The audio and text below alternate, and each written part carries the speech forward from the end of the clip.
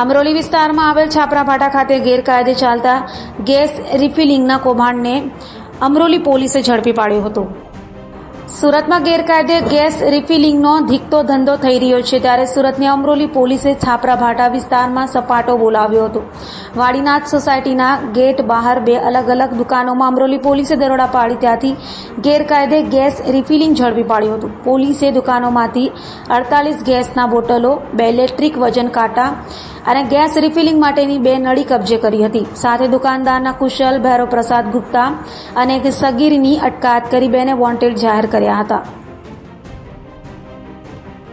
આ કામે હકીકત એવી છે કે અમરોલી પોલીસ સ્ટેશન વિસ્તારમાં આવેલ છાપરાભાઠા રોડ ઉપર વાડીનાથ સોસાયટીના નાકા ઉપર કેટલાક ઈસમો જે ગેસની જે બોટલો હોય છે એમાં ગેરકાયદેસર રિફિલિંગ કરવાનું કામ કરે છે।